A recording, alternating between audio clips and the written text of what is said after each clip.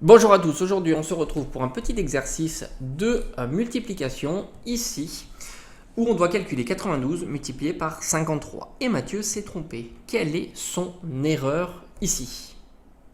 Donc nous allons faire la multiplication tout simplement ensemble. 92 multiplié par 53. Alors ce qui est très important, c'est de bien aligner les unités ensemble et les dizaines, le nombre de dizaines, de centaines et ainsi de suite. Alors tout d'abord, c'est très important, on va toujours commencer par les unités. Donc on a 3 fois 2, d'ailleurs c'est ce qu'il dit, on en fait 3 fois 92, donc on va faire 3 fois 92.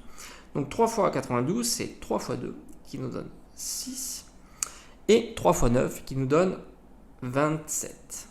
Donc évidemment, il faudra absolument bien connaître ces tables de multiplication. Là, on s'attaque au chiffre des dizaines. C'est pour ça qu'il met 50 fois 92. Évidemment, son erreur, c'est quoi? C'est qu'il n'a pas fait 50 fois 92, mais il a fait 5 fois 92. Parce qu'ici, on doit décaler. Donc c'est pour ça qu'on met un 0. Parce que ce n'est pas 5 qui est multiplié par 92, mais 50. D'accord? Donc c'est pour ça qu'on met un 0.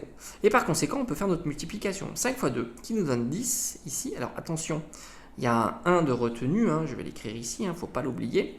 Et après, nous avons 5 fois 9 qui font 45. 45 plus 1 de retenu qui nous fait tout simplement 46.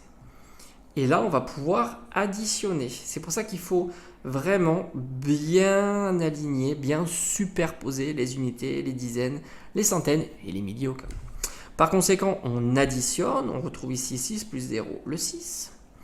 7 plus 0, le 7. 6 plus 2, le 8. Et le 4 qui est tout seul. Voilà, donc il s'est évidemment trompé à cette ligne-là, puisque 50 fois 92, ça ne peut pas faire 460, évidemment. Ça fait 4600. Et après, tout le résultat est évidemment faux. C'est une erreur que l'on voit souvent, c'est lorsque l'on passe au chiffre suivant, chiffre des dizaines, puis des centaines, il faut à chaque fois décaler. On met un 0, puis en dessous, si on avait un chiffre des centaines, on mettrait 2 zéros et ainsi de suite. Voilà, alors à toi de jouer.